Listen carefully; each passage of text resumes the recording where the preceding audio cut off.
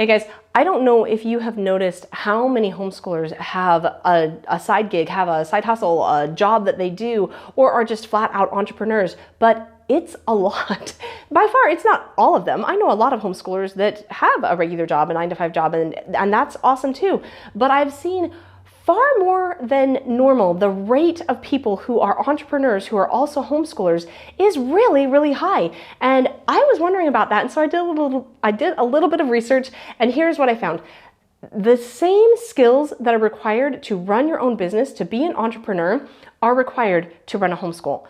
So of course, people who are homeschooling are going to find it a very natural thing to be able to kind of take a side step and then use those same skills to run a business. So I just wanted to tell you, this is fascinating to me. I think it's really cool that in a way, if you never start a business, you are already an entrepreneur because you are homeschooling. It's just another way to demonstrate those same qualities. And I've always kind of looked up to entrepreneurs. I've always felt like, wow, you guys are so amazing. You're really brave and you're really smart that you're able to do all of these things and run a business and make a lot of money doing it.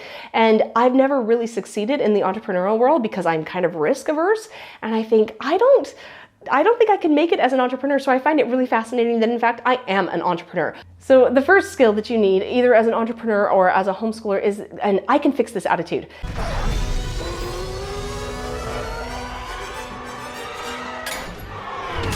I can fix this.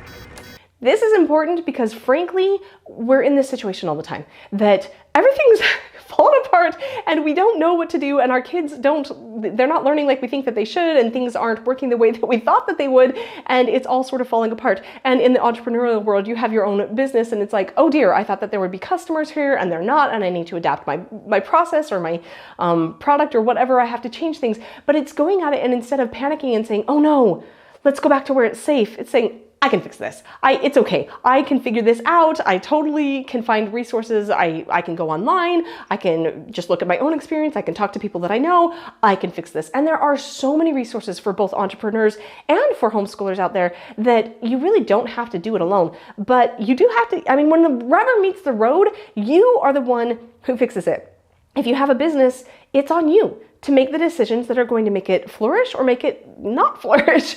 And if you're a homeschooler, it's on you how your schedule is going to work. You are going to decide how long you're spending on each subject, or if you use subjects, or if you're outside or you're inside or you're home, whatever. You get to decide. You're in charge of that, but you have to have that attitude of, I can fix this. I can make this better. It'll be okay. The next one is a real sense of ownership, that you own your own time and you're going to do really big things with this ownership, with this great gift of your time.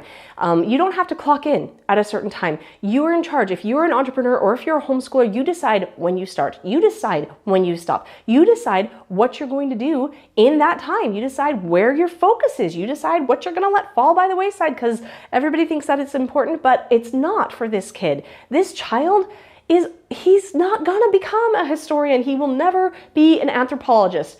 Okay, we're just going to let him have enough history to get by, and we're really going to focus on science because he loves it and he's going to do fabulous in the world of science.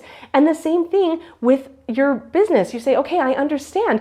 A lot of people feel like you must do these things in order to really succeed, but I'm going to use my time and really focus in on this one thing because I feel like this is the thing that is most important. So being able to say, I know all this time is mine and I'm going to use it. I'm not just going to sit around and be bored and watch YouTube videos and not know what's going on. I will take this gift of time and I will really make it work for me. And so that's really huge in both homeschooling and entrepreneurship.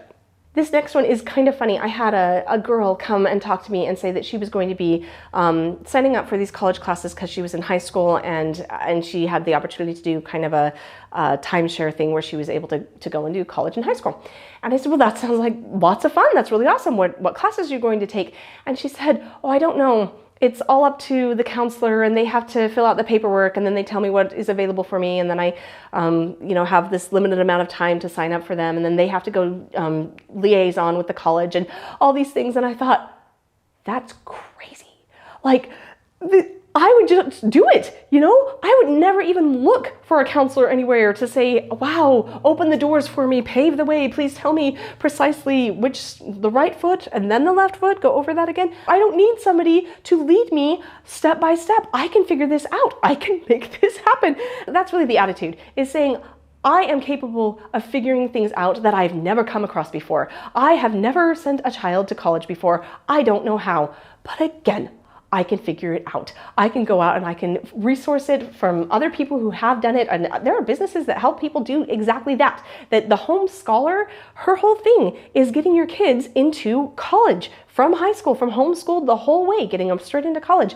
There are people out there who can help you accomplish things that you've never done before, but you really have to have the attitude that says, I can figure this out. This is a whole, I didn't do well in this subject in high school. That's okay, I can figure it out. And maybe I don't figure it out on my own. Maybe I get somebody else to help us with that subject. I've never tried woodworking. That looks like I'm going to lose my hand. I'm not super excited about that. Maybe I find somebody else who helps me figure that out. Or maybe I just go into a makerspace and figure out how to use the lathe and then do it with my kids. This attitude of I can figure it out is really powerful, and it's super necessary in homeschool. And of course, you've got that same thing in business, unless it's been handed to you by your dad or something, your uncle, and you've had your whole life where you've just been in the business and you worked up from the mailroom all the way up. You don't know how to do it. You're constantly saying, this is new. I've never run a business on my own. I've never been trained in this, but I can figure it out. And there are books there, and there are podcasts there. There are all sorts of people. We don't have to do it on our own, but we do have to say, I will figure this out without anybody taking me by the hand and walking me through this. Having said that, mentors are really awesome. You should get mentors for both homeschooling and running your own business. But even mentors will let you make your own decisions and let you take your own steps.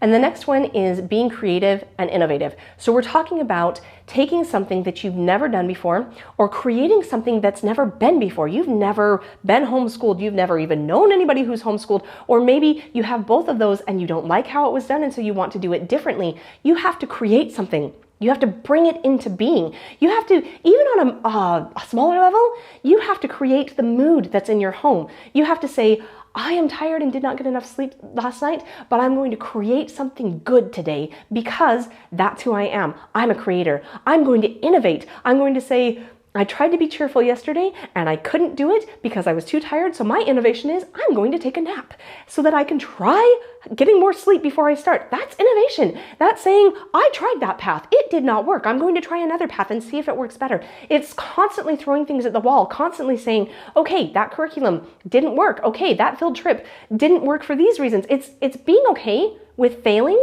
and saying, that I'm just going to try again. I'm just going to try something different. That was not quite it. But also picking out the things that did work and say, but wow, the kids, they loved it. They were so on fire. When we started right after breakfast, that was powerful stuff. When we left the chores till later in the day, that was really impactful. And they actually did their chores and they did a great job with them because we started with the stuff that they really loved. That's innovation. That's creativity. That's coming after something that you've never done before and trying it in new ways and just seeing what works. And you do that in a business, right? You have to create something. Maybe you're creating a product that has never been before. Maybe you're creating a process. You're like, well, lots of people make widgets, but I want to make widgets with my toes. Okay, that is a terrible example. I'm just saying you're going to create it in a new way. You're going to do it in a new way that nobody's ever thought of before. Like, have you considered that if we switched the order that those two items were being done in the process, it would actually make it much better? Or we could combine these two items and not do that thing over there at all. Dave Ramsey is a really, really innovative person. He is kind of the leader in a lot of innovative things that he says, oh, this is kind of a thing. This podcast thing is a thing. I will do podcasts. This little sound bites is a thing. I'm going to get on TV and then I'm going to create sound bites out of them and put them on YouTube. He's really all the time pushing in, and he's very much an entrepreneurial soul that he's saying, well, what's new? What can we use? What has technology spun out recently that I can pick up and make my business so much better and provide something so much better for my customers that's less effort on my part or just different effort on my part? That sort of creativity and innovation you'll find a lot in entrepreneurs. And I think one of the main differentiating qualities here is the motivation.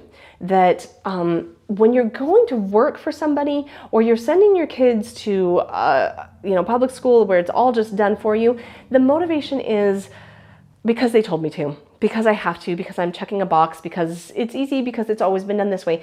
And when you're dealing with homeschooling and entrepreneurship, your motivation is because it matters. because this is important, because I care about this. You're trying to create something, whether it's a business or a home or an education or some sort of melding of all of those. You are creating something because you care about it, because it's important enough to make some major sacrifices. And this is important because in all of these things, you have to put in for a really, really long time before you start have things come back at you. And the other side of that coin is that when they come back to you, when you start having kids who are old enough to really own their own education and to love it, it flows. They absolutely are so excited about learning that they take off on their own. And in the years when other people are struggling to get their kids to just please open a book, they will just go and create things and come home and say, hey, Mom, I found a new bug and I'm so excited about it. I'm going to put it under the microscope and I'm going to see if I can figure out the classification of this thing and talk to a biologist that I know and see what they can tell me about this. And they run with it. And their excitement is so great. That's the payout. And you get that payout because you put in all this time at the beginning to say, I want you to own your education. I want you to be excited about this. And that sort of enthusiasm that you bring flows into your kids and it will come back to you.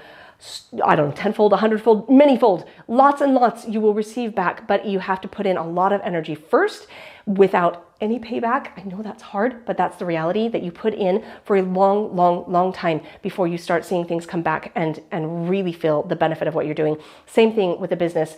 You don't make money for a long time. You have to put in so much energy into creating sometimes the market. I wouldn't advise that. Don't create the market. But sometimes some people create their own market. Richard Paul Evans created his own market when he created books that, all the librarians were like, where do we shelve this? This doesn't exist. This is not a genre. And he just created his own genre.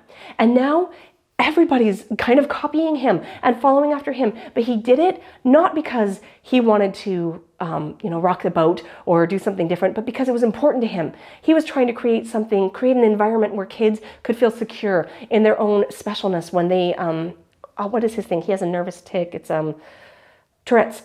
He has Tourette's. And so he writes these stories about kids who have Tourette's and about experiences that kind of he's had in his own life, but they're fictional. And you can see how he's put his heart and soul into this. And it's so raw and it's so real that everybody comes to it and they feel that. And now it's flowing to him. Now, he's probably a millionaire. I don't know. He's making lots and lots of money, but you can see he has foundations where he's helping kids who are abused. He has foundations that help other writers so that they can really do something that really matters to them and really grow and blossom in their own field. He creates because he cares, and he puts it in, and he put it in for years and years before it flowed back to him. That happens in businesses. You put it in for a really long time, and then it starts coming back to you. And so you've got to just be able to say, I'm motivated because I care, not because I'm checking a box, not because I'm time carding it. I'm doing this because I really, really care. And I just want to have a little caveat here. If you're feeling like so exhausted and I'm making you feel tired just listening to this, you also need to be surrounded by people who motivate you. I'm not saying you have to do it alone. I'm just saying our main motivation is not to just get it done. It's that we really, really care about the people or the main product or the thing that we're trying to create. This next one is why I feel like I'm not a very good entrepreneur, that you have to be willing to take risks. You have to be able to take chances in order to accomplish what you want. And usually what I hear in reference to entrepreneurs, I hear you have to be able to take all of your life savings and risk it and lose it. And I feel like, I'm not willing to do that. That's really scary for me. I don't really want to do that. But it can be other risks. You have to take, maybe you risk getting in a public space and you've never done that before. And you have to say, I'm willing to look stupid in front of other people. I'm willing to try to be a comedian when I've never tried that. And maybe they're not going to laugh. Maybe that will fall on its face, but I'm going to try. I'm willing to try something new that will be risky for me. And I'm going to paint. I'm going to create with clay, or I'm going to create an environment. I'm going to create something that I may fail, but I'm okay because I love the creation. I love the creativity, the process of creating. And you see this in homeschool a lot. You take risks, right? This is such a huge risk that when you first start homeschooling, you're like, I hope this works. I hope that everything that I'm dreaming of comes true. I hope that I can come up with even better dreams and they can come true. I really hope my kids aren't messed up. I really hope that they can interact with other people and they don't walk in a room and immediately just fall apart socially. It's a risk. You're taking a major risk.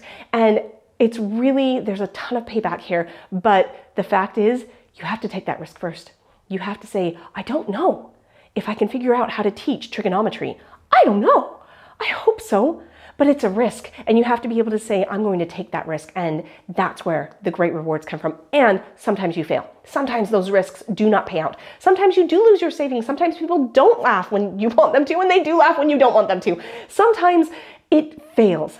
Sometimes your kids don't learn trigonometry. But this is what's so great about it, is that so you try again. Then you can find somebody else to teach your kids trig. Maybe you say, okay, you don't really need trig. That's okay, that's not your thing, it's not my thing. Why are we killing ourselves off on something that doesn't matter that much when you are just such a people person and you need to be up in front of people? Let's put our energy there. So taking risks, but being okay with failing as well, because sometimes you do, sometimes you fail, and that's okay because that's a part of the process. That's how we learn, that's how we get better. And maybe all that struggling that you did with trig is for your next kid, and you're gonna do really great with them because they like trig, and it'll just come so naturally because of all your effort will combine with the fact that they like math, and it will just be beautiful. So you never know. Risks are just a part of the game when you're in business and when you're in homeschooling. Some of them pan out, some don't, but it's just a part of how it rolls. I feel like I've kind of talked about this already, but you have to be passionate about what you're doing. That's kind of the motivation. You have to care about what you're doing. It has to be more than just a list that you're checking off. You have to have enough drive to push you through the hard times in both business and in homeschool. And really good entrepreneurs and really good homeschoolers are good with all ages. You know, you're teaching your high schooler and you're teaching your kindergartner. You're teaching, maybe you're teaching in the community. You're teaching older people. Maybe you're just working with them. Maybe you're taking lessons from them, but you're good with people of all ages. You're not just in this tiny little realm of I can only talk to you if you're my gender and my age and exactly what I'm doing with my life. We have to be hitting all the same beats. If you are able to open your world and say, I'm okay with people who are different from me politically, they're different from me economically, they're different from me, but we have a lot in common and we can really work together. And this is so important in business that you can't say, I'm only going to sell to people who are me.